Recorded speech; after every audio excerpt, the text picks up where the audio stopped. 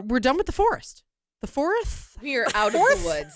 We are out of the We woods. are out of the woods. We're out of the woods.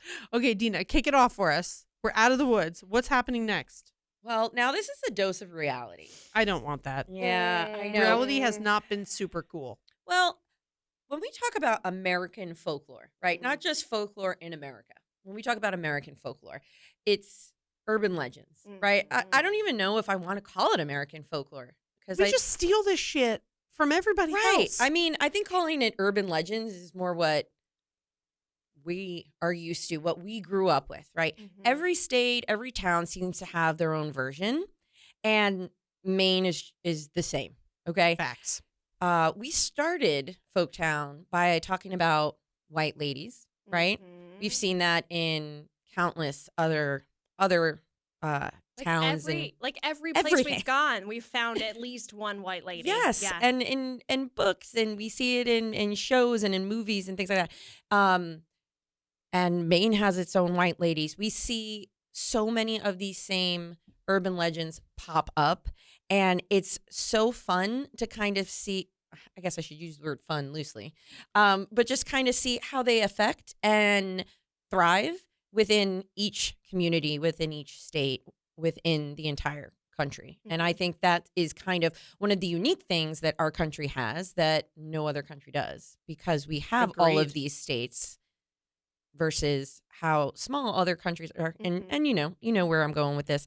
And it's really cool. Many cultures have come Here. Yeah. and given us all these stories. Yeah. Have they given them to us? I mean, we no, took them. I'm pretty sure we took them. We take everything. What do you think that ceremony would look like? The giveth of the story? Of the stories, yeah.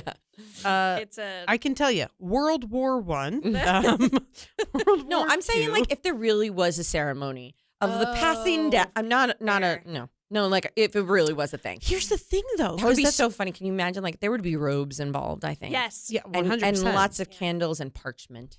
Well, I also imagine though, like the Native Americans being like, "All right, let's tell this little white asshole a story," so that they're terrified of these woods and leave us alone. And I'm sure they did, because not and then accurate. our dumbasses were like, oh, "That was cool." Yeah, and then I like that. Yeah, but if you think of like even the American folklore, the urban legends we have, what do we have? The Mothman, Slender Man. That's what I'm saying. The white lady, Lizard Man. There's a lot of men. Bigfoot. He's a little baby. Yeah, we love him though. We do love him, especially our last episode. Yeah. But no creatures in this episode. But I will say, I mean, some of them I do love.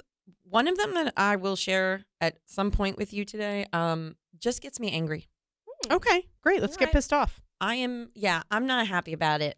All right. Okay, we're ready. I'm going to save that one for the end. Okay. For whenever you guys are ready. Okay. For anger. What do you want to start with? Where do you want to start? Give us some urban legends, man. Do you want to start with the white lady?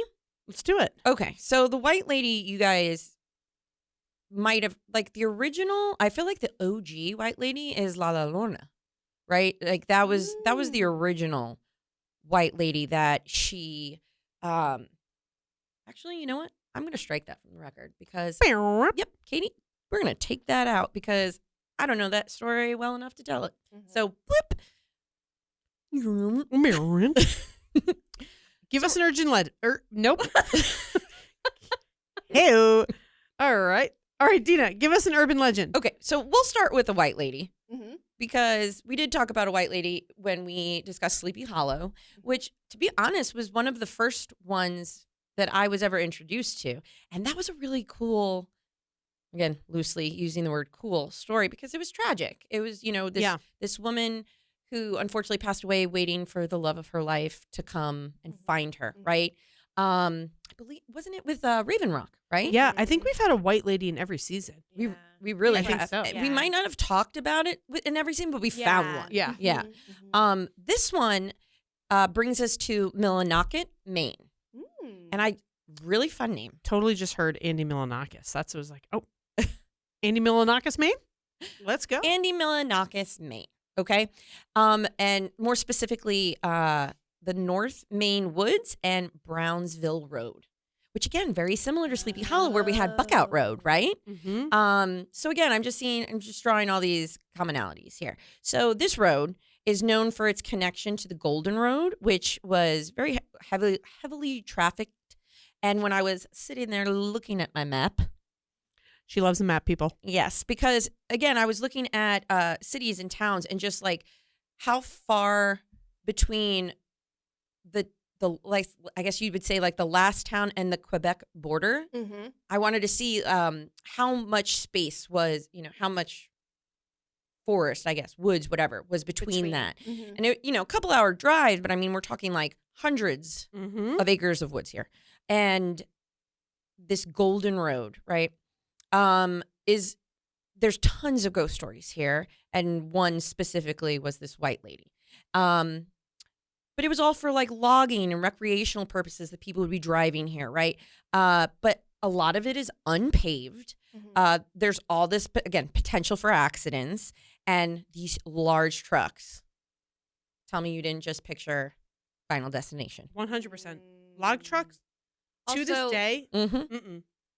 Our generation. Yeah. Mm-hmm. Browns Road. Is that what it was Brownsville. called? Brownsville Road. Brownsville Road Mm. and Golden. And the Golden Road. Okay, Yes. lots of colors here. It's a 96-mile private road that stretches from Millinocket to the Canadian border.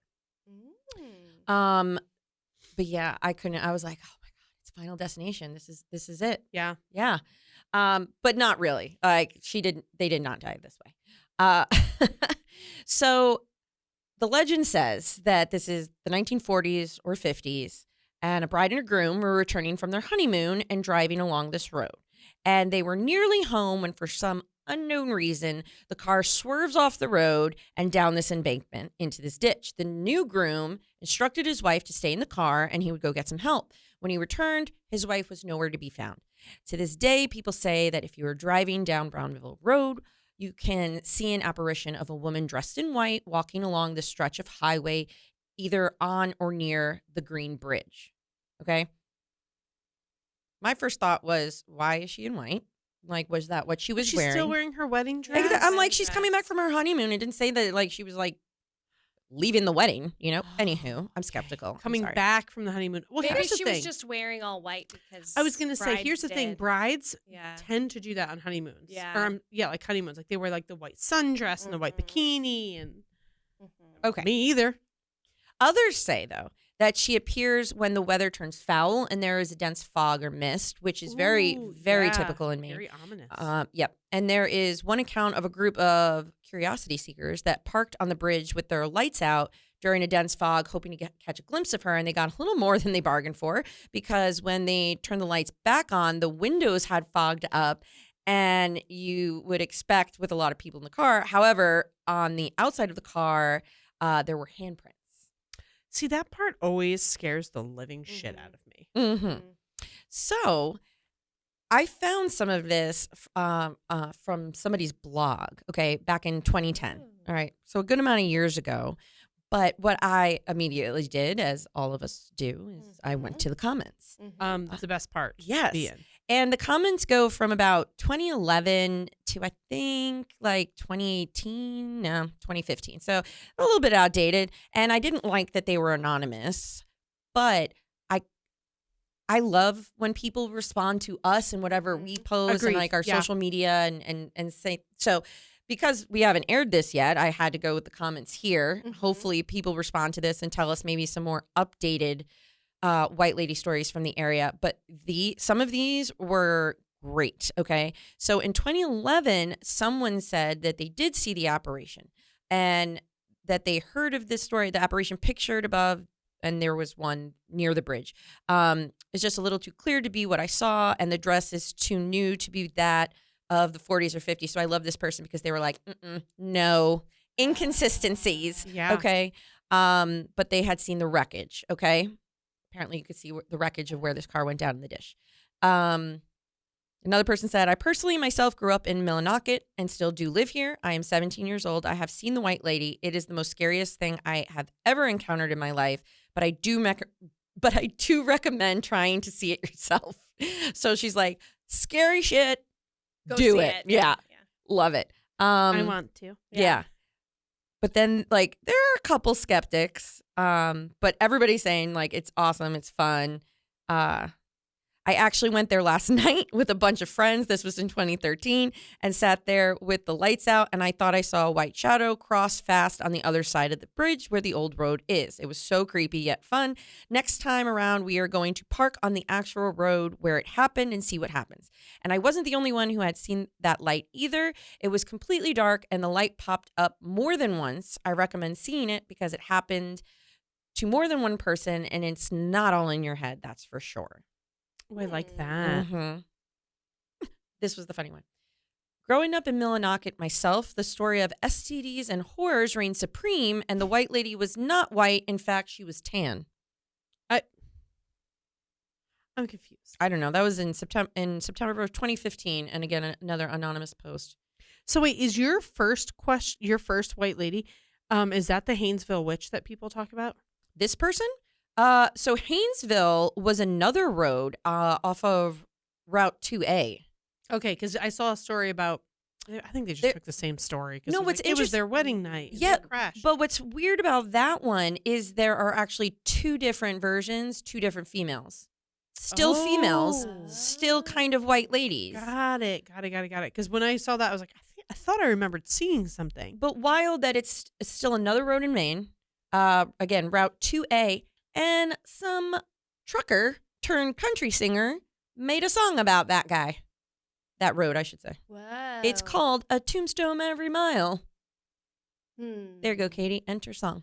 I mean, like, I could sing it to you. You know what's interesting is it feels very believable to me because it's so foggy in Maine, and the fog comes out of nowhere. So can you imagine, like, you're driving home late at night, you're a little bit like, you're excited. Drunk on love. You're drunk on love, exactly. I'm sorry, what? You're probably not paying attention. In my life, it would be an argument. It's like, you never listen. I'm telling you, we could have made the left there. That's what our car now we're lost. Yeah.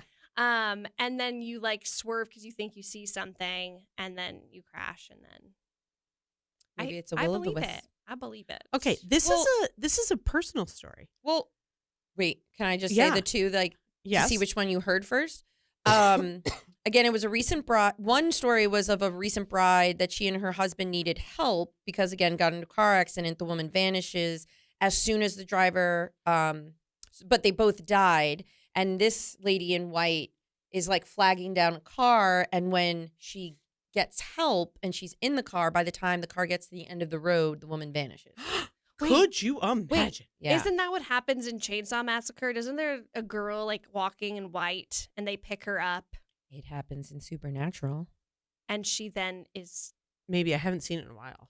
Yeah, it's like the new one. It's like the new one. Oh, I haven't. Or like those. the I don't new remember one her. that was from I don't like remember 20... her vanishing. She's No, not a she ghost. doesn't vanish. She was like she bleeding. just yeah. Cute. That's a great one. Sorry. The other That's other a great woman one. was traveling again with her husband. No mention of them being newlyweds, but the couple's car runs off the road, hits a utility pole. The husband was killed instantly. The wife was thrown from the car, obtained serious injuries, but winds up passing away because she was exposed to the cold. Okay. Yeah. So either way, two different roads, like three different white ladies, all in the same state. Wild. That is wild. Also, I thought the roads were supposed to be really straight. Yeah. Paul. Yeah. I'm looking over here. I'm like, Paul, we Yeah. talked about this. I mean, I was thinking it when you were telling that story because I was like, well, we wouldn't have these urban legends. But what is the legend warning us of? Drive safe? Is that what I'm supposed to take from this? Like, because if she's haunting these roads, wherever they may be, what is she? I think it's the drive safe because like you were just talking about, the mist, the fog, it's super thick there. Also, we've already discussed, once you get deep and dense into these woods, there are other creatures, not just humans, that she could be warning you against, like, do not go any further. Also, maybe they swerve because they see something that is a creature. Yeah. And like it's too late, and then it's the white lady. Now she's the white lady. There were also two girls that were allegedly walking down Route 2A, a young girl and her friend that were hit by a semi-truck. This was in 1967. They were about 10 years old. that they pass away on that highway. Yeah. So it could be just the dangers of these roads, you know, that a warning to stay safe, you know, and reminding people to drive carefully in these areas. I mean, but these urban legends like are supposed to have, you know, these moral compasses by the end. Yeah. But I want to hear your real story now. Well, no, this is just like a weird. So I obviously live in the woods, and I was driving home very late from the bar that you and I worked at together, where we wouldn't get done working after we counted money and cleaned and everything. We'd be driving home at 7 o'clock in the morning some days, 6, 7 in the morning. And well, you would be. I was at least smart enough to live at one point walking distance, and I was over an hour. Yeah. So I'd be driving home, but it would be that weird end of the night, start of dusk, right? Yeah, the sun would be out. So it would be on its way to being out. And it was always these like foggy, crazy mornings. And the way that I would go, for anyone that lives, you know, outside the Hudson Valley, there's this road called Hawk's Nest that it runs along the Delaware River, but it's almost a snake-like road, right? Like it's super dangerous. Lots of people on motorcycles love to drive it. People get hurt all the time. I bet there's not even like any street lights. I bet it's just no. There's no street lights anywhere. Yeah. No, and the rock wall is, I would say, maybe 3 feet high, right? And that's all it's protecting you from going down hundreds of feet to the Delaware River. Very beautiful lookout spot, right? If you want to see bald eagles, it is absolutely gorgeous. No, I'm good. One morning, I'm driving home, and it's so foggy around that because of the water. It gets crazy, crazy foggy. And I'm driving, and you know that time of, you know, like I'm half asleep. Let's be very honest. There would be times where I'd pull into my driveway and be like, I don't even remember driving here. Yeah. And so I'm driving. By the time I would get to that, I'd be so hyper aware. Like, okay, sit up straight, put the windows down, get cold air on your face. Music's loud. We are going. And it was so goddamn foggy this morning. And so sun is just starting to peek through. It's like a very weird, dark, grayish time. And the fog was so thick, and something told me to slam on the brakes. I didn't see anything in front of me, but it was like, just slam on the brakes. I slammed on my brakes, and I'm not kidding. I had probably 2 feet in front of me. There was a head-on collision. Oh God. And I wouldn't have just hit the cars. I would have hit the people, like everything. This must have just happened. And I cannot to this day tell you what told me to slam on the brakes, because I certainly was not with it. Yeah. I've been living on a Red Bull for, 12 hours straight.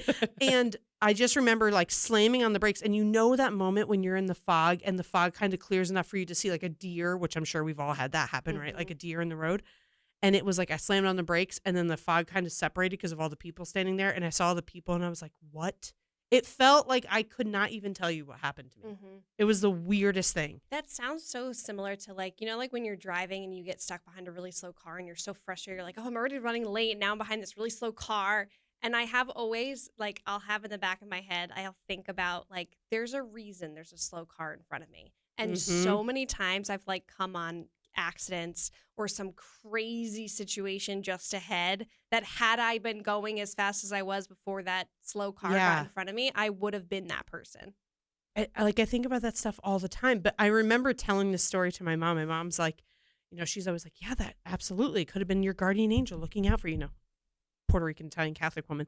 But also she was like, because you were kind of like really tired, but also hyper aware, you probably saw something through the fog, and your brain just kind of registered as what the hell is that? Like, I don't know what that is. Is that a person? Is that a car? And slammed on the brakes. But I just remember being like, holy shit. Your body reacted before your brain could even. Yeah, exactly. Before I could do that. But comprehend. So that's why I kind of have always believed the mist is like the mist and fog, which people talk about Maine and the mist so much. Every time you say it, it reminds me of the Stephen King book. I was just going to say, isn't that a Stephen King book? But they talk and it's about actually it not a so bad much. movie either. Oh, I didn't like it. All right. all of his movies aren't. All of his movies aren't winners. All of his movies aren't winners. No, it isn't. It isn't. I think the reason I am not a huge fan of that one is mainly because there's so much buildup and then it's just over. They're not. Yeah. Okay, so urban legends. Deena's flipping around for something. Yeah, she is. Where are we going? Something's happening. Something's happening. I don't know what it is, but it's happening. Okay, well, okay, if you had to choose between spending the full night in a 100% haunted house. What kind of hauntings are we talking? Like Wait, noises? I'm giving you three options here. Okay. Haunted house, I don't know, anything could happen. Anything can happen. Okay? Anything can happen. Right. A cemetery. Or a haunted menstrual. Son of a bitch. The Haunted Menstrual Institute. That's my vagina. I'm going to have a heart attack. It's going to happen. Maybe I have a broken rib. I don't know. Is my rib here? No. A titty is. Hurts. All right. If you had your choice between a haunted house, genuinely haunted house, okay? Anything could happen. Haunted cemetery or a haunted mental institute. Cemetery. Cemetery, I've done it. Many occasions. Yeah. So my father, divorced kid here. My dad had a house in Walker Valley who was directly across the street from a cemetery. I would go there all the time with my sister and my friends. Overnight? We would leave at 12 o'clock. We'd bring my video camera, my little handheld video camera, and we would stay there till 4 or 5 in the morning. And one time, there's a haunted church in Walker Valley. It was where the last hanging of a woman happened in the United States. She used to lower men to her room, and she would kill them and steal their money. I was like, get it, girl. Yeah. But yeah, Not so it was mad the about last it. hanging. But so she was buried there, and they called her the witch of something or other. Of course So she was. we would- I was going to say, of course she's a witch. We would go there all the time. And I'm talking till 3, 4 in the morning. And the best part was my stepmother is totally into this shit. So she'd be like, yeah, I'll go with you. And so it's not like we could get in trouble. We weren't sneaking out. Yeah. We were with the adult. Yeah. She would be like, do you guys want to go across the street to the cemetery? And we'd be like, Yeah. Shit, so it was like a hangout spot. it was not good times. It was not fun. It was very creepy, but it was something about having the video camera. And this is... Did it have night vision? Of course it did. And this is right after Blair Witch came out. So we all thought, it's happening for us. That's terrifying because when Blair Witch came out, that was when I thought it was real. we all did because there was no such thing as a mockumentary yet. That was before its time. Yeah, I love that That one. created its time. So I'm going cemetery. Same. Because she has a story. I need to know why. I'm not. I've also spent the night. I've only spent the night one time in a cemetery. I but worked no in a cam- cemetery. I but still no wouldn't spend the night no there. cameras or anything. We used to do. It's too dark. We used to color the. Your life is take- so wholesome. We take the paper. And Oh, you did the rubbings. Yeah, but we one time spent the night. My friend and I just stayed because we were there so late, and then we just slept by the. There was a little. Oh, gated, we didn't sleep. We there was just a little gated area. We brought a Yeah. blanket and we laid down. That is wild sleep. to me. You guys would sleep in a cemetery versus We didn't like sleep. in a But yeah, we spent the night. like a I don't think- structured building of some kind. Yeah, but I here's the wasn't in thing a for me. building. Structured building, it is so much you can't get out of there sometimes. Yeah. I've watched so But many what if it's horror a movies. gated cemetery? You can't get out either. I don't know. Cemeteries I don't could- scare me though. I'm not. They're already dead there. Well, they could come back. The undead don't scare me as much as Did you not watch Walking Dead? buildings. Yeah, but you could kill them. A zombie? Yeah. Not me. I wouldn't be very good at it. I'd be like, I'm so sorry. Do you need help? My brother, my little brother, my younger brother, he's not little, my younger brother, he was super, super, super, super, super obsessed with zombies and zombie hunting and all this stuff. He had every book, Mm-hmm. what to do if a zombie apocalypse happened. I still he think it was could happen, but go on. hardcore. Agreed. He had an entire, those trunks you take to Oh, yeah. sleepaway camp, a trunk full of the things you need if there's a zombie apocalypse. Wonderful. It was incredible. It was great. Do you know I heard the safest place to go Mm. if the zombie apocalypse does Her happen? brother's apartment. Yeah. Apparently. Vermont. I believe that. Great. 3 hours away. I'm in. Believe that. They've got maple syrup. And they'd let us go there. They're nice. Okay, so what's your answer? My answer would be the house. I would The go house. to the house. You know what? Yeah. I think my thing is like I'm living in a haunted house. Yeah. So you are. Mhm. I'm You're good. I would do the house though, because I just feel like I want my back to something. Okay. Like I feel like a cemetery's too open and too dark. But you can go. Oh, that's right. I And too forgot dark. about that aspect I for you. can't That is like not your yeah. jam. The fact of not being able to see, like I guess I'm kind of like assuming if it's a haunted house that. I guess there wouldn't be lights, but if you had, let's say, a flashlight of some kind or like Yes. a lantern, blah, blah, blah, like if you're in a room, that's going to illuminate the room. Like, what is that going to do much if you're outside? But, you still couldn't see things. It's too dark. I need to know what I'm looking at. Like I'm already getting, again, It's the I'm going to have a heart attack. It's the- And I'm the one that asked this question. At the menstrual institution? It's the darkness though that scares you, like the unknown. endless Yeah, darkness. See, yeah. for me, it doesn't scare me. But think about the Endless wide darkness open space doesn't. too. The wide open space is what makes me feel calm. If I'm in a building, You're or trapped. an attic or a basement. Yeah, that's how I feel. or I have a little hospital, claustrophobia, I think. Mm. It's not good. And I grew up walking home in the pitch I know, black, you where told me like that. your eyes just eventually adjust, and I live in the Have to pitch take- black. yeah, Have to take your word for that one. I'm taking my dogs out at 1:00 in the morning, and I literally say when I open the door, "If you're in the yard, can you leave now? Yep. We're coming out." yeah. That's brave. I didn't even take my dog out when it was dark in Queens. That's scarier to me. The rats will do that to you. Yeah. So I only ask because in in Augusta, Mhm. which we mentioned last, the capital of Maine, Mhm. has a mental hospital. Of course it does. And we've never talked about a mental hospital. No, an asylum, if you will. Yes. Yeah. That honestly, I just read one thing about this and I was done. I was like, this has to be the most intense thing I've ever read. Can I tell you something? We talked about what is our biggest fear. Mhm. Mental hospitals are mine. Committing you or just going into Just one? all of the above. The idea of being stuck in a mental hospital So terrifies let's put her in a straitjacket and see Yeah. what happens. As long as we're live streaming.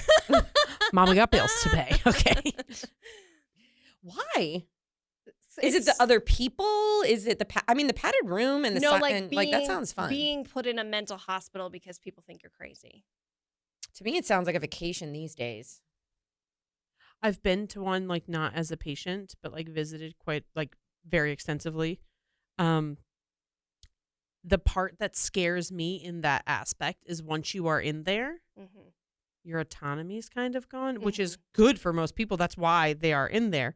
But I can see that if you are of sound mind and Mhm. put into one because other people in your life think you're crazy, Mm-hmm. Well, that's not good. But this is also, deep rooted shit that, like that's, I don't blame you for being terrified of Yeah. that. That's scary shit. Well, if you feel triggered with anything I'm about to say. No. Okay. I still will watch all the scary movies about mental facilities. Asylum is like one of the I was best just gonna seasons say, of did you American watch- Horror Story. I was- Oh my yeah, God. yeah. Did you watch? No, So please good. tell us about it. It is just one of those things that made me think. I was like, oh, that's it. That's mine. Girl Interrupted, the movie and the book, it's like Wonderful. one of my favorites. Yeah. I'm going to stick this right into my aorta. I love Your it. aorta is in your heart. She's like, Good to know. okay. Well, so it wasn't originally a mental institution. It was an arsenal. Okay. It was Kennebec Arsenal. And it was built after the War of 1812 to store weapons and ammunition to defend against British Canada and in response to ongoing border disagreements with New Brunswick, which Maine, Mm-hmm. again, borders on the other side. It was manned by soldiers until 1901 and then was turned over to the state of Maine as an expansion of the adjacent Maine State Hospital. Okay. So kind of took a couple different forms and then eventually was renamed Augusta Mental Health Institute. Now, this beast of a hospital, if you will, institute, I guess I'll call it, was open until 2004.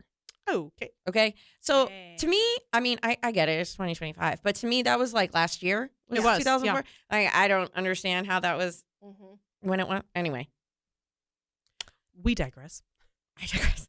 reportedly 11,647 people died during their stay at this institute. So that's not a good number. I thought I read that wrong. Was it all at once, or No. they were doing procedures that were killing their patients? It was such a combination. Oh my God, I'm sorry. Sorry, Katie. It was such a combination of things. Mhm. Okay.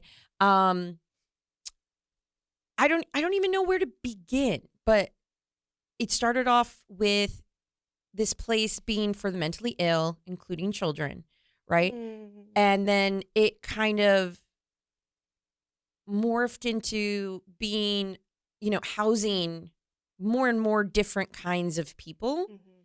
And I don't know, that's where I had to go to this absolutely excellent book. It's called Maine Book of the Dead, and it's actually about graveyard legends and lore, Mhm. which I felt it's written by Roxy J. Zwicker. That's a fun name. Yeah. Mhm. And I absolutely devoured this book. I mean, I can't believe how much information she packed into, I don't know, not even like 150 pages. Wild. But there is, in Coney Cemetery, they've commemorated some of the, these people who, unfortunately, some of them are on a marker, Mhm. but there are some people who are buried here. But the patients were called inmates at a certain point after 1840. Inmates. Which I mean, we'll start with that. Yeah. That's not a good look. No, I don't like that. Yeah. And some of the reasons why they were placed at the hospital would be unthinkable for today. So, people suffering from epilepsy, sunstroke, Mhm. financial troubles. I mean, different things. Okay. But then you also have criminals, murderers, people from jails and other state facilities were also sent here, people with violent pasts. In 1866, a woman named Mary Peasley had her face smashed into the floor by another inmate over and over until she was dead. There were suicides, escapes, drownings in the near Kennebec River.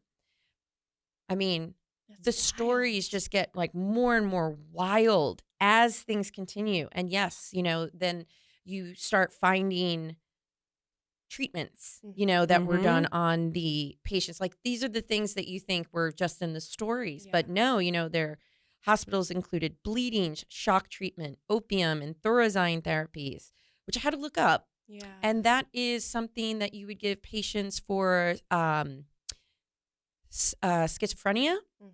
Okay. And it's not even legal in the United States anymore. Mm.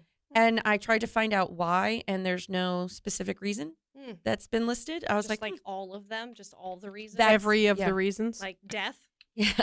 So the facility was shut down in 2004.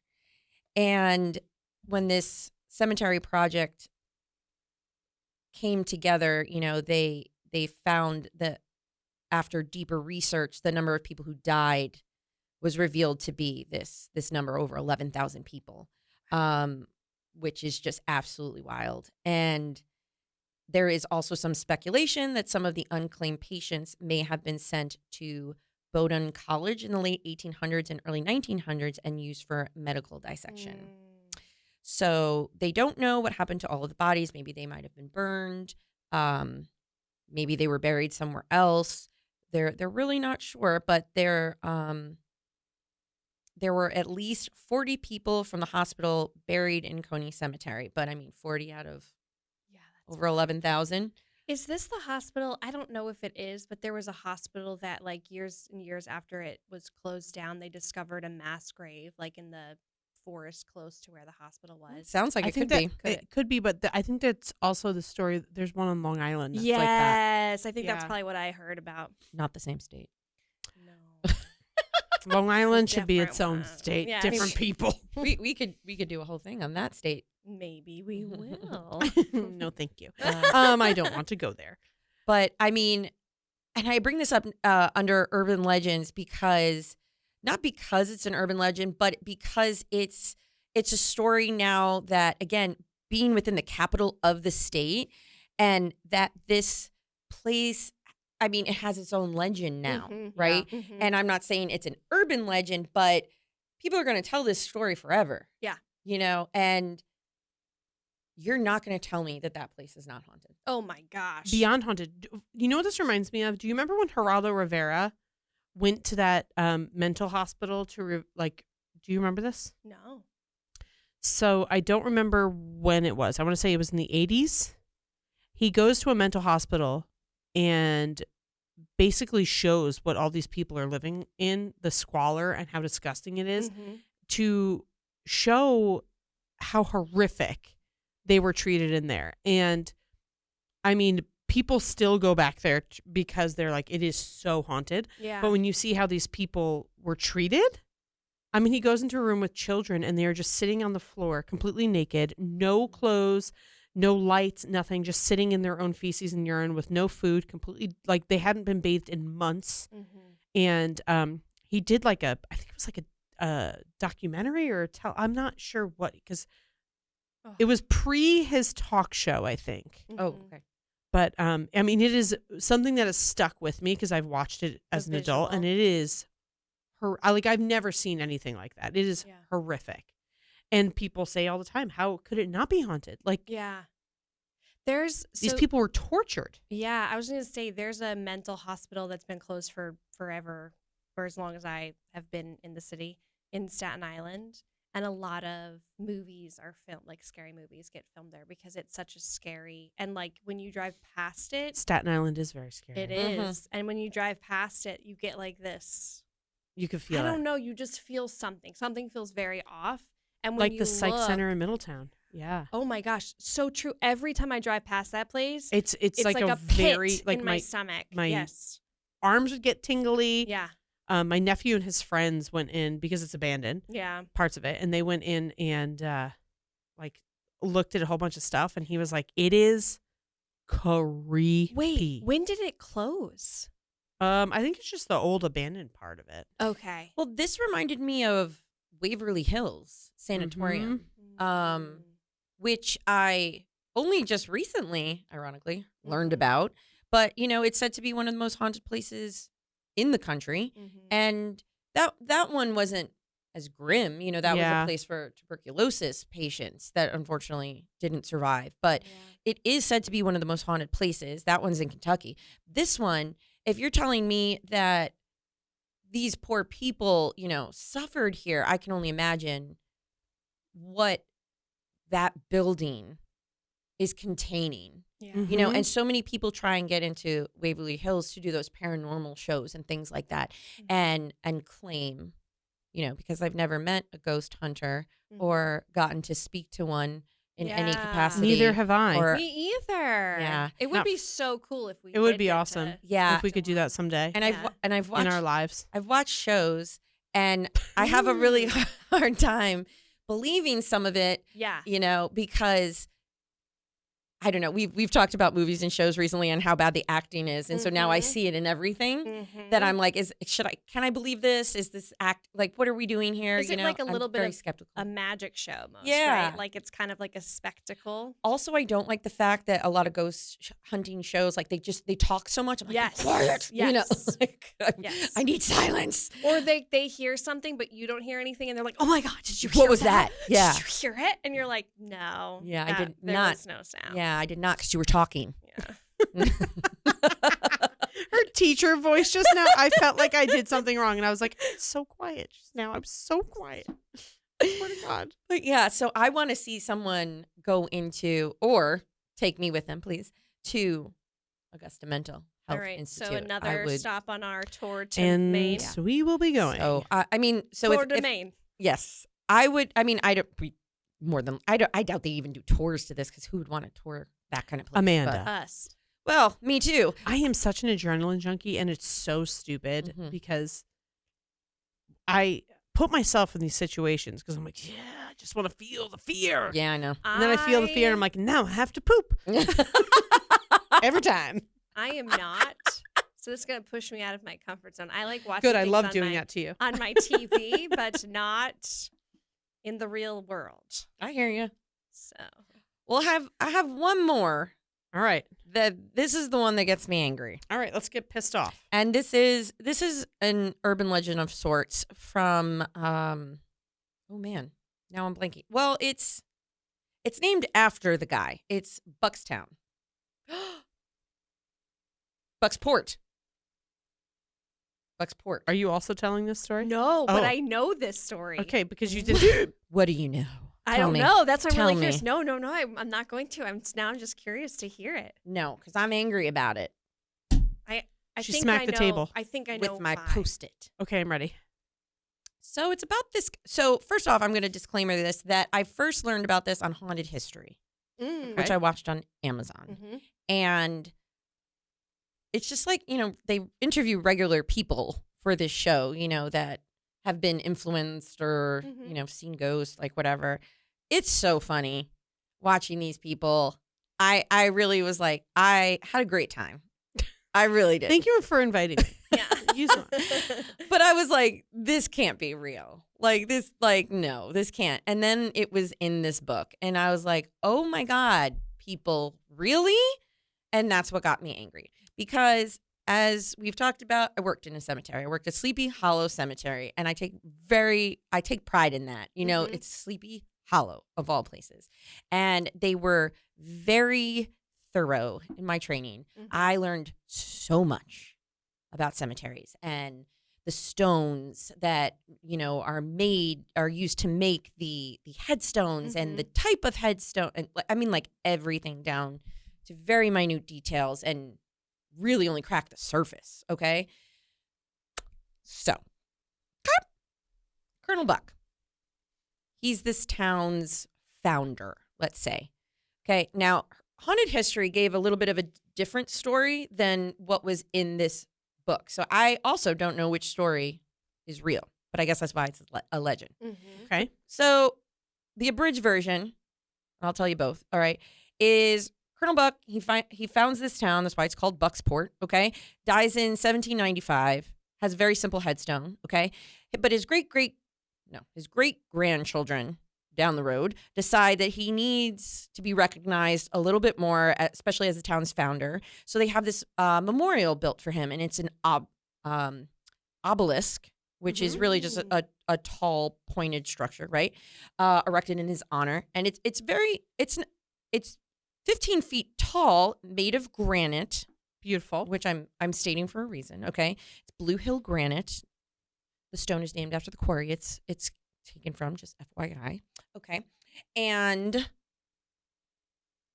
but otherwise it's plain. Right. Okay. And this is in 1852. Okay. I'm like, cool. It says Buck on it. That's it. That's all there is. No dates? Nothing? Well, not on this side. Okay. Okay. In this picture that I've seen about 375 times. Okay. Okay. As it starts to wear and tear, okay, what people decide to say is an image begins to appear in the granite. Okay. Granite. Granite doesn't. Okay. Granite is very hard, guys. Yeah. Very hard Yeah. stone. It's also not very porous. Okay. Okay. So I'm like, how? How do people believe this? I get it. It's like the first record of this happening, of the earliest story, is 1898. How gullible are people in 1898? Pretty gullible. Yeah. Okay. I mean, women were witches, so And children were being taken by fairies. yeah. Funny you say that. Okay. So the story goes that this image that is appearing, actually, you know what? You don't know this story, do you? No. What do you see in the stone? Let's put this to the test. On the bottom? Like, Oh yes. what does that look like to you? Well, I mean, I guess it could look like a foot, Yeah. but it also looks like Italy a little bit. It looks like water dripping. I mean, I wouldn't Okay. think, but if I'm to look for something, it looks like a Christmas stocking. Oh, good one. Okay. Okay. I was thinking like a lowercase, like a capital letter L. I don't Yeah, know. okay. A hockey stick. Oh, that's a good Yeah. one. Oh, that's nice. the foot of a Fraggle. I don't know. Fraggle Rock? Yeah. Okay. So yeah, that's what people started saying it was, and that this was a stain that was forming on this granite, and they would wash it off, and it kept reappearing, and they were convinced that it was this foot. Okay. Okay, here's why. So the story goes that the story described Colonel Buck as a believer in Puritan ideologies. He was strict and uncompromising, but most of all, he would not suffer a witch to live in his community. The story He sucks. Yeah. The story went that an old woman who was an outsider in the community was accused of witchcraft, and she soon faced trial for her misdeeds and for being in league with evil incarnate. She was ordered to be imprisoned and persuaded to confess her crimes. She refused the pressure, but was found guilty and sentenced to be hanged. The details of the legend explained that the gallows was located on a rocky hill across from the cemetery in town. As she was escorted to the gallows, she allegedly cursed the judge for ordering her death and pleaded for her life. Colonel Buck made a motion to hasten the woman to the gallows. The hangman prepared the old woman for her execution, and it is said that in her last moments on earth, she uttered the legendary curse. Jonathan Buck, listen to these words, the last my tongue shall utter. It is the spirit of the only true and living God which bids me speak them to you. You will soon die. Over your grave they will erect a stone, that all may know where the bones of the mighty Jonathan Buck are crumbling to dust. But listen, all ye people. Tell it to your children and your children's children. Upon that stone will appear the imprint of my foot. And for all time long, long after your accused race has perished from the earth, the people will come far and near, and the unborn generations will say, there lies the man who murdered a woman. Remember well, Jonathan Buck, remember well. The story went on to explain that the hangman carried out his duty, and the infamous curse hung in the air over an astonished crowd. She got her foot on his neck. Well, so that was the one story. And then on Haunted History, their story completely different. It was that he was having an affair. He got caught, and the wife was like, I'm going to out you. And he didn't want to lose his reputation in in the town that is obviously named after him. So he had the woman he was having an affair with accused of being a witch. And obviously there was really no evidence against this woman. Yeah. So they turned to him and were basically like, you have two choices, admit that you made this up or convict her of being a witch. And he turned against her, said she was a witch. He sounds great. Yeah. And so she was hanged. And her last words were like, I will dance on your grave or something like that. Right? So completely different curse put upon him. So it's these are two wildly different stories here. Either way, this Fraggle Rock of a foot appears on this obelisk. I can't not think of it now. It's a puppet to me. Yeah. And these people are freaking the freak out that it is now cursed. And when I say everyone has gobbled this up, people have come from all over to see this from other countries.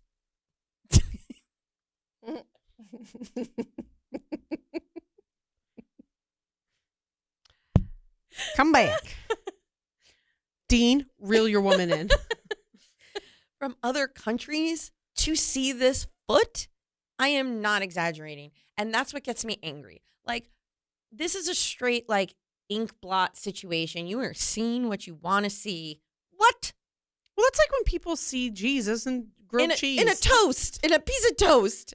It's Jesus. But wait, Jesus. also, how is it a curse? I don't know that too. So also I found there's no historical evidence to support any of these claims. Okay. There's no evidence of anyone being executed in the entire state of Maine for witchcraft. And also he was a justice of the peace, which means he actually had no right to sentence anyone to death. So the story doesn't even remotely check out. But of all the curses, I'm going to dance on your grave, boy. Get ready. On your gravestone? My foot is going to ruin your Like, marker. not even like, I want your firstborn child. Like, a foot? Yeah. That it comes out of your. She had the best moment to be like, a dick and balls will be all over your headstone. Everyone will come laugh at it. Also, I thought she had a good amount of time. Like, that was a lot of words. Like, they gave her her moment. Yeah. Apparently. Yeah. But a foot? I'll show you. And also, that woman in this story was they said an older woman, right? The woman he was allegedly having an affair with on Haunted History was much younger.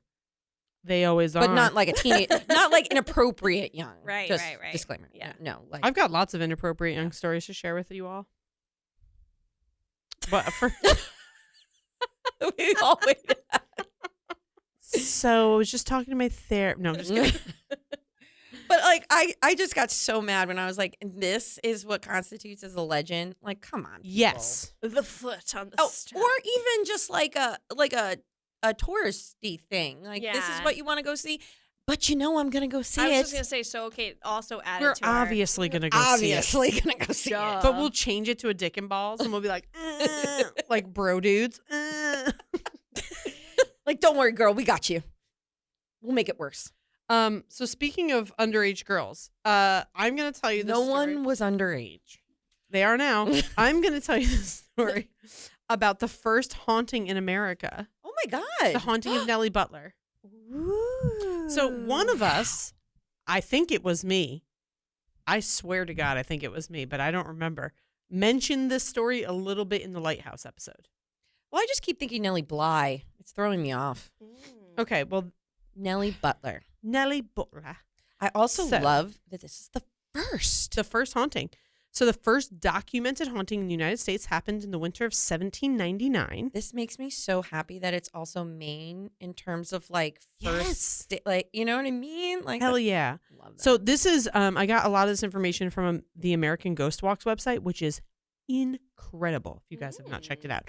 Okay, so in the small coastal town of Sullivan, Maine, the haunting began when Captain Abner Blaisdell. wow. What a name, Abner Abner. Blaisdell? I mean, come on. My sister had a guinea pig named Abner. Same guy, probably. So his family, Thanks, Dayelle. perfect. His family started hearing strange noises in the cellar. So at first the noises were faint and indistinct, like a conversation that you can kind of overhear, but you can't understand the words. But on January 2nd, 1800, the voice started being able to talk directly to the people in the house. So Wait. The voice in the cellar. yeah, so it started to sound like garbled conversation that Right. you can't really understand. And eventually, on January 2nd, 1800, it starts talking directly to people, like calling them out. So Abner Blaisdell was a God-fearing and proud, upstanding member of the community, and he served as sergeant in the American Revolution. He's seen battle, and he said he was brave enough to talk to whatever was coming out of the basement. It didn't scare him. But when he asked the disembodied voice who they were, they said, "I'm the dead wife of Captain George Butler, born Nellie Hooper." Nellie Butler was a young 21-year-old wife who passed away 3 years earlier during childbirth. She passed, and then her child passed shortly after that.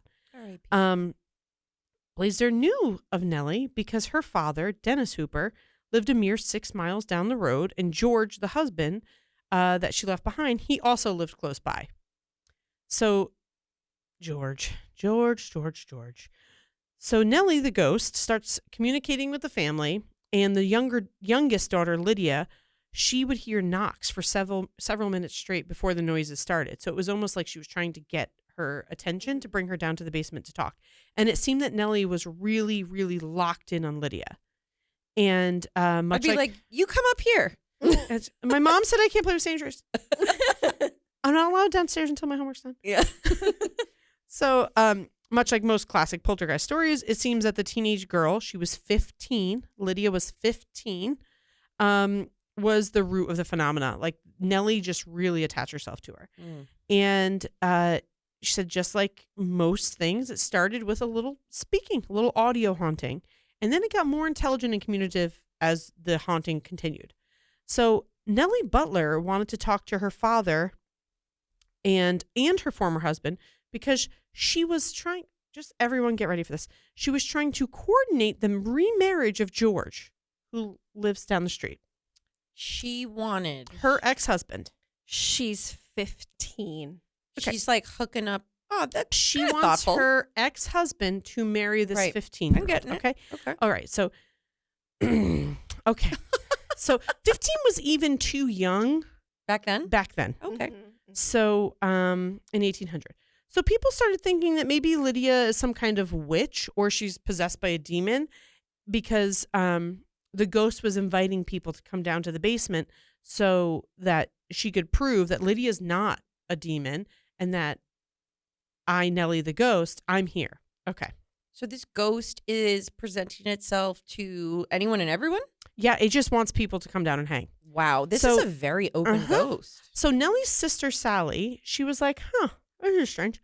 Also, her name was Sally Wentworth. What a name. Ah. What a name, Sally Wentworth. So her interest was piqued after Hannah Blaisdell, the older sister of the family, came to George Butler, Nelly's ex-husband, and on the first night in January that Nelly was called for, and said that for the first night, they didn't come out of disbelief, but when the Blaisdells returned the next day, Sally went down into the basement with Lydia and a group of other locals.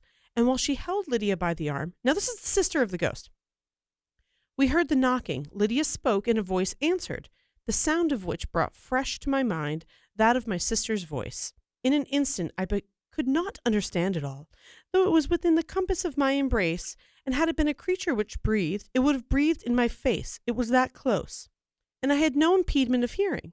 But Lydia told me that it said, we must live in peace and be united. Then we came up. But Captain S.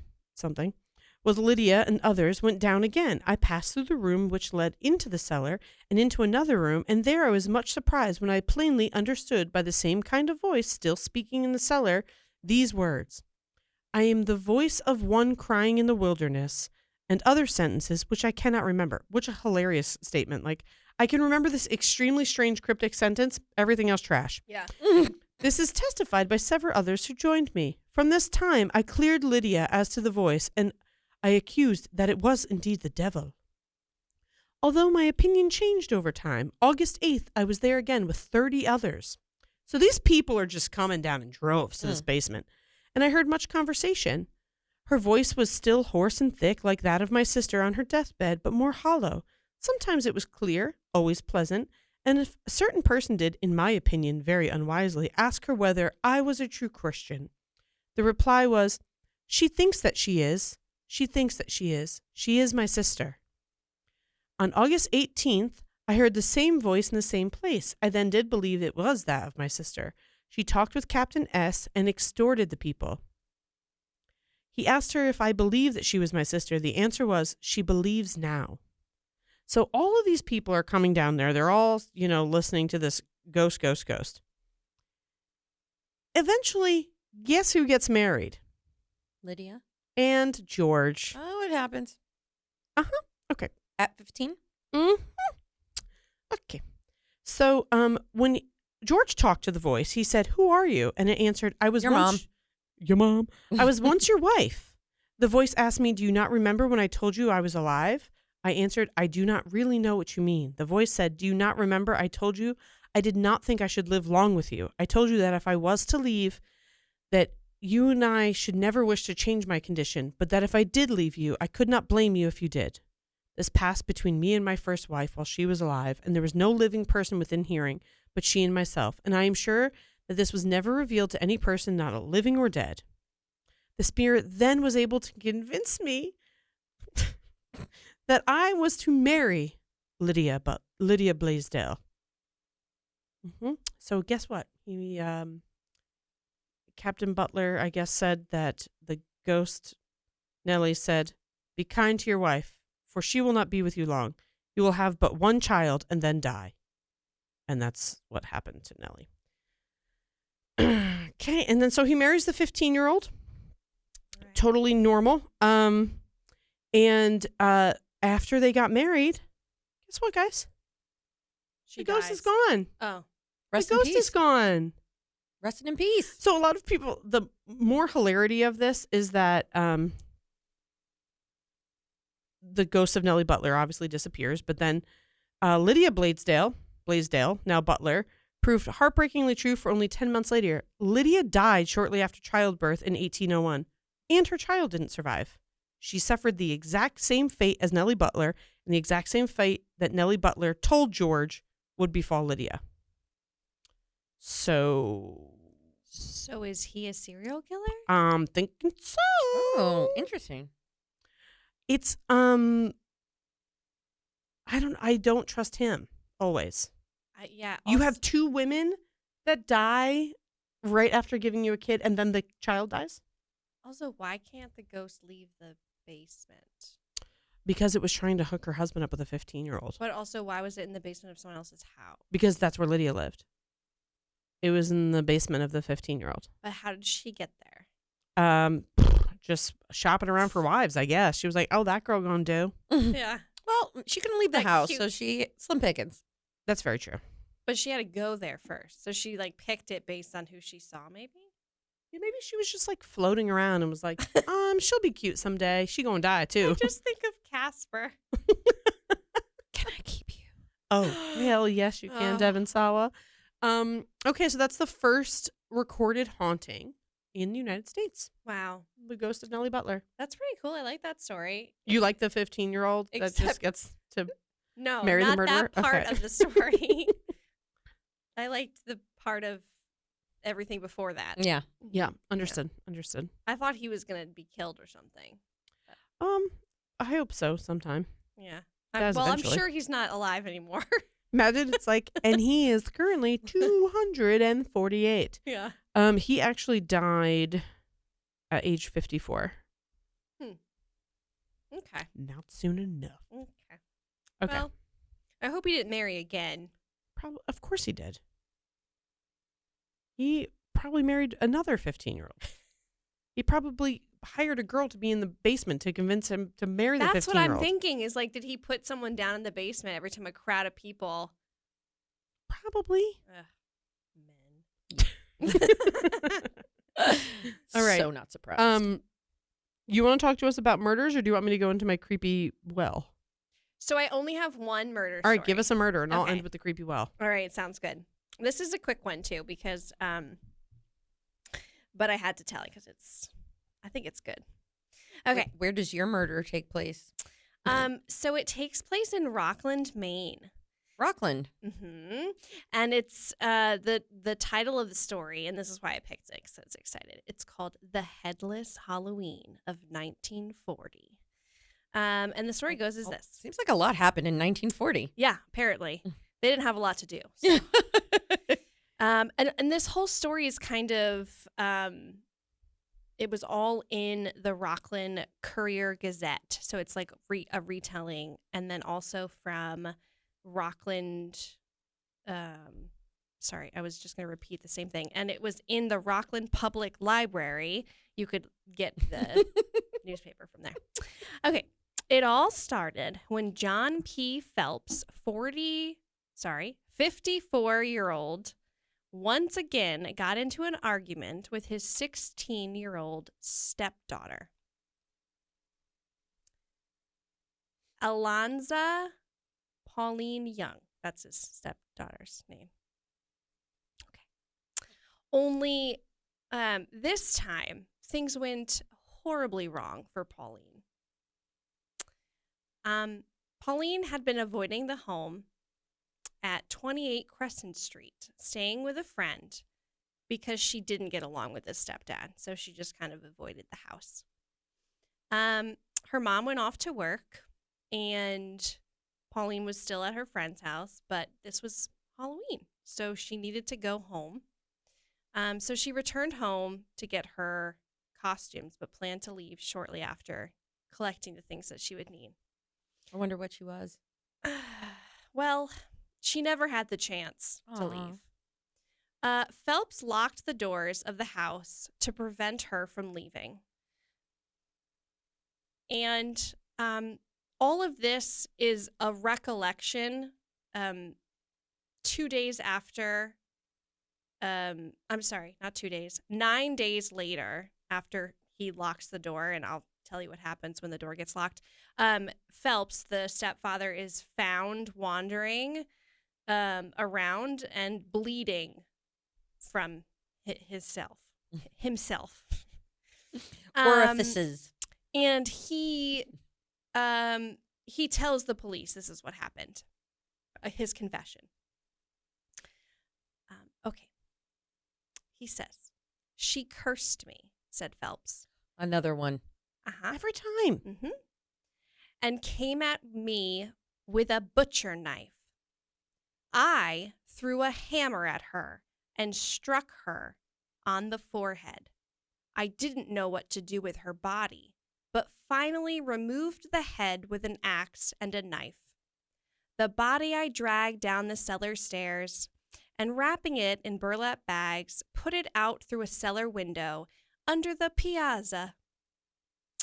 Neighbors had reported hearing 4 screams followed by a dull thud at the time of the incident.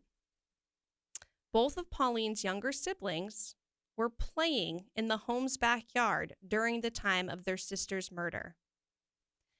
Neighbors spoke freely to the press, revealing that Phelps had acted wild the day after killing and did such peculiar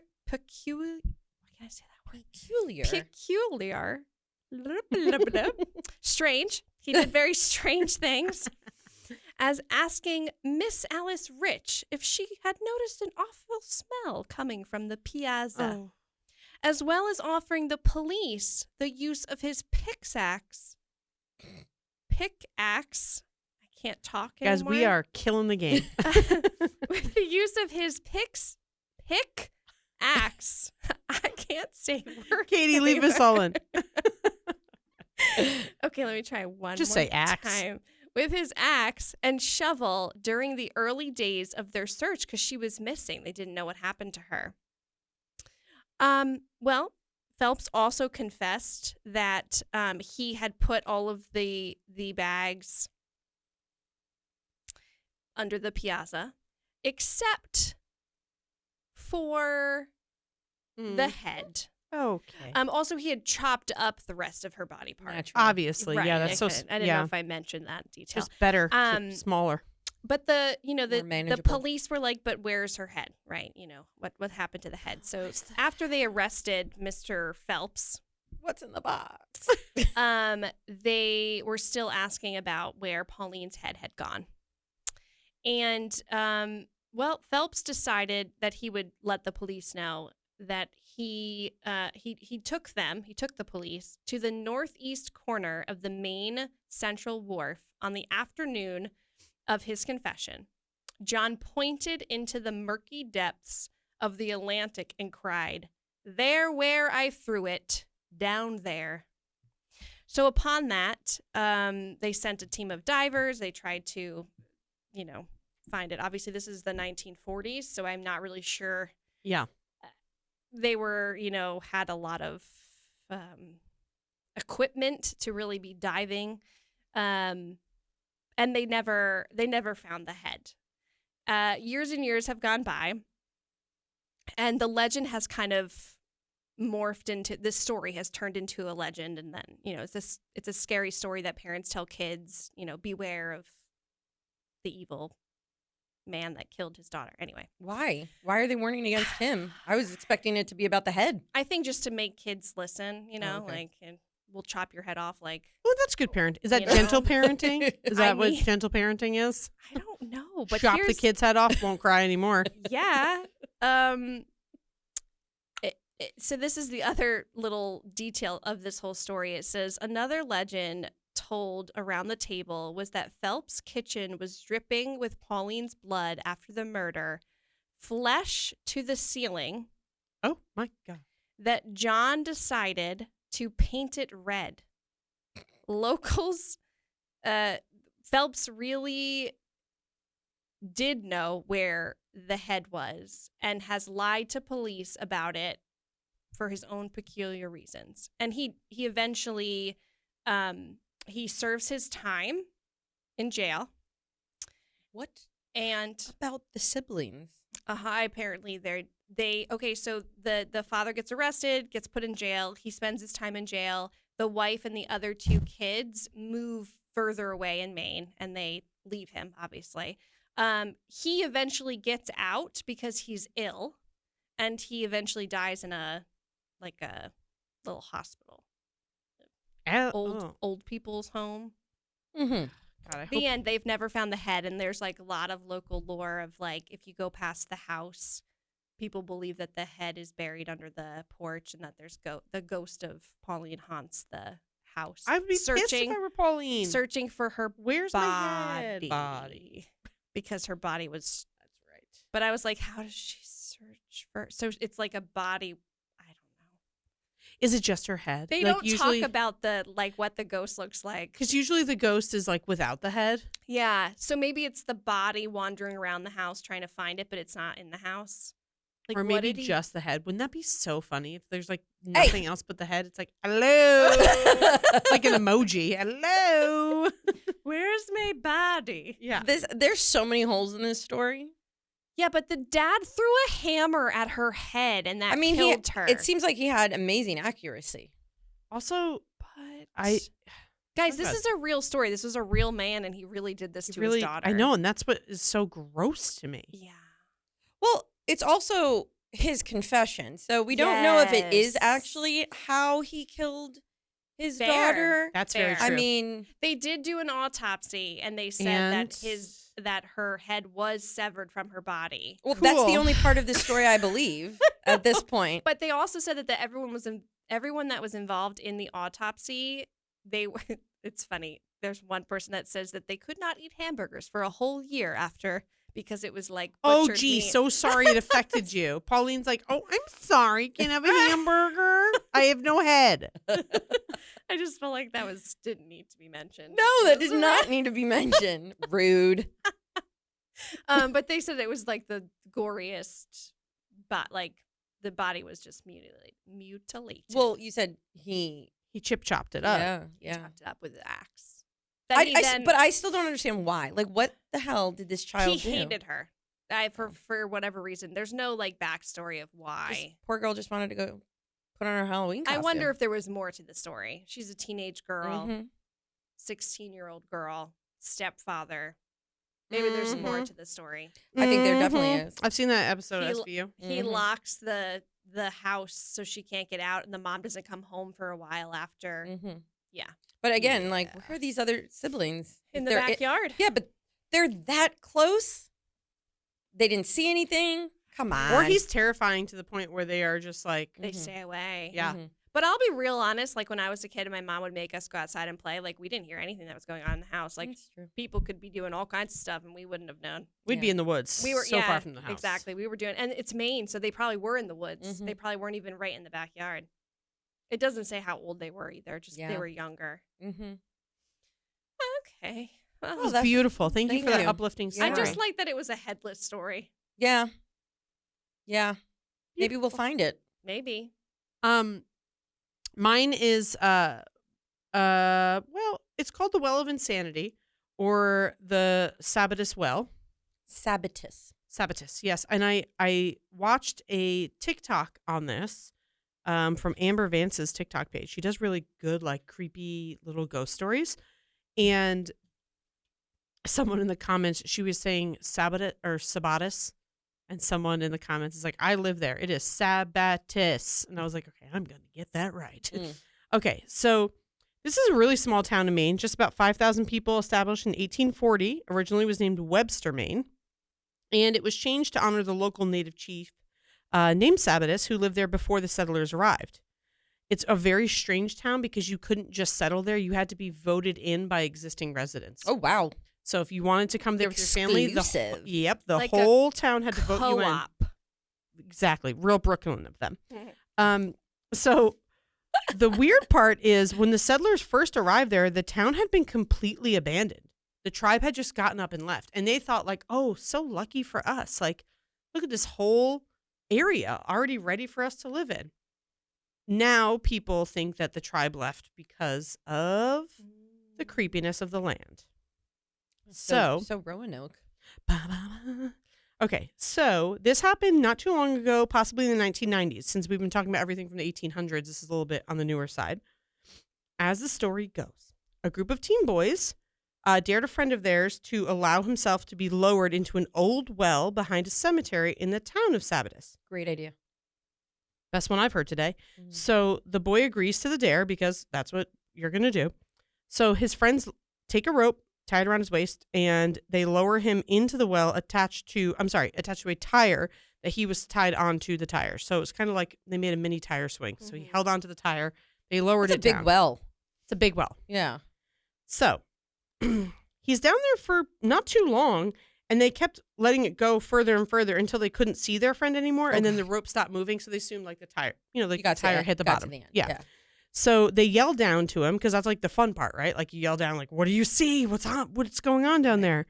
And nothing happened. No answer, and the rope's not moving. Like you get off a swing with a tire on there, it's going to swing. The rope is completely still, not moving. No one's answering back.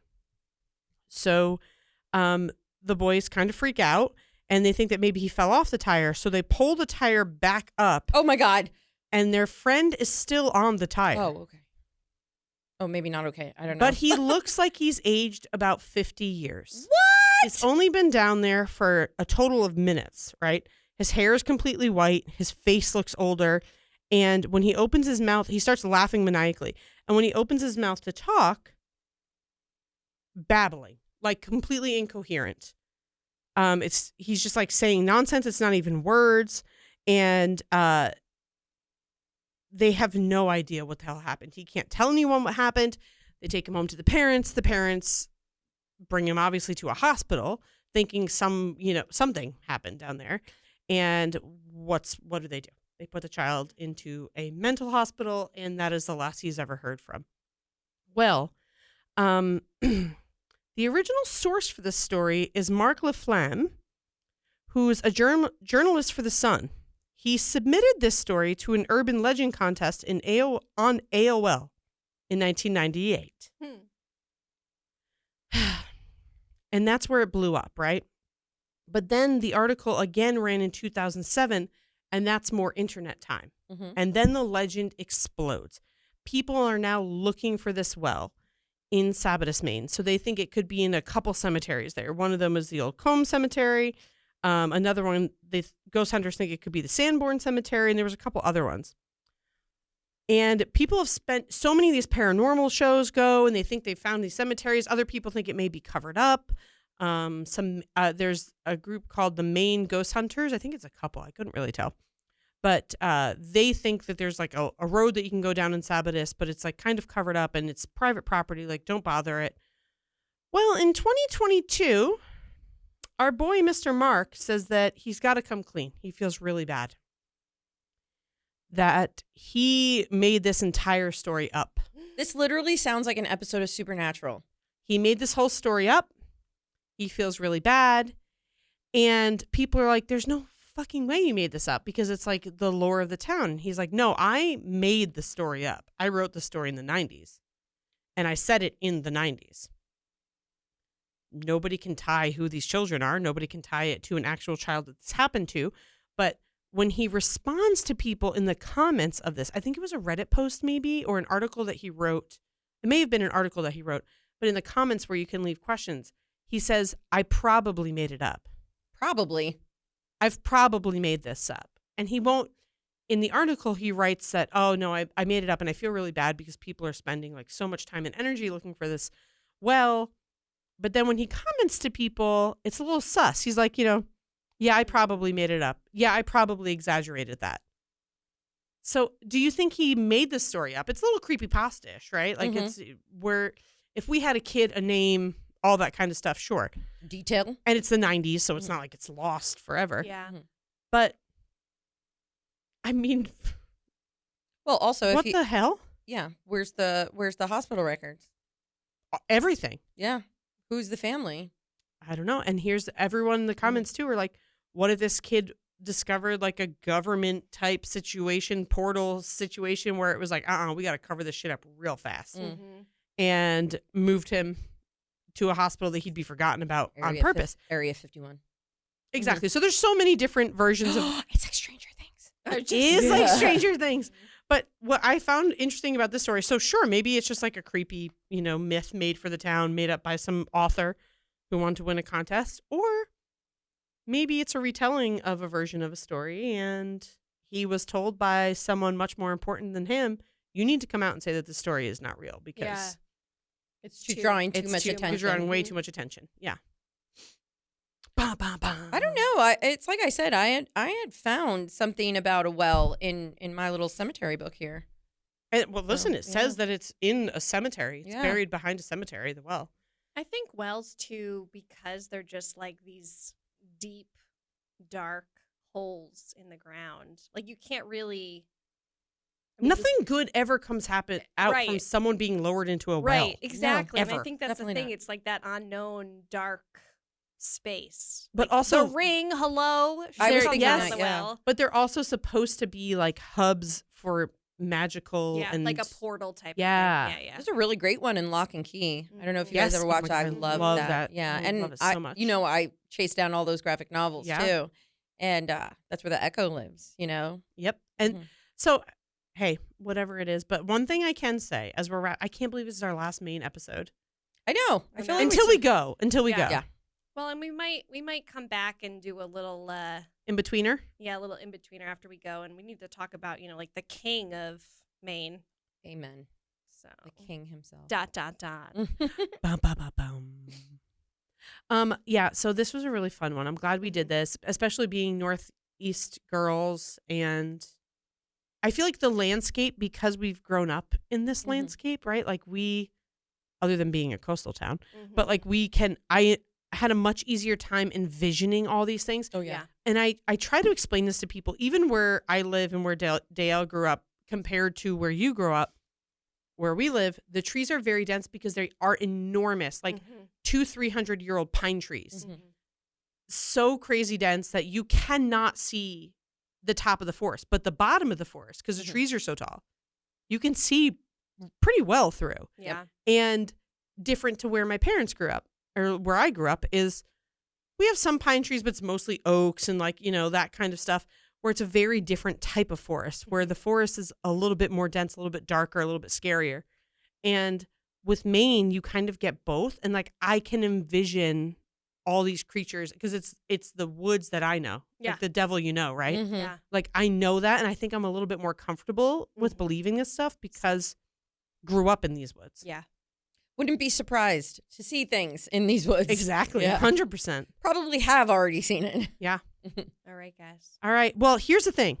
If you haven't already, head over to our YouTube because all of our full episodes are over on our YouTube. We drop them the opposite week that we drop our episodes. If you have not become a Folktownie, you can do that over on Apple Podcasts, and you get all of our episodes ad-free a week early. And also some special episodes that we don't release out to the main channel. And it'd be a little bit more fun stuff for you guys if you want to head over there and join that. We're going to be doing a lot more stuff with that. And also follow us on the TikTok if it exists by this time. Who freaking knows anymore? No one knows. Instagram, but also if you guys have any stories, please send them to us. That's probably my favorite part is reading the stories you guys send to us. The stories in the comments are the absolute best. I mean, you can email them, you can tag them in the comments, you can do whatever you want. Just send them over. And especially, like we were saying in earlier episodes, if you are someone that is part of an indigenous culture, if you, even if it's something that we haven't talked about yet and you want to, plant that seed, like please do. There's so much that we still don't know, haven't even touched yet. And also, we can it. be a platform for you to share your stories. Yeah. Like if you are an indigenous person and you need a platform to share, anything. Yeah. We're a great spot for that. So, all right. We'll see you next season. All right. Bye. Bye.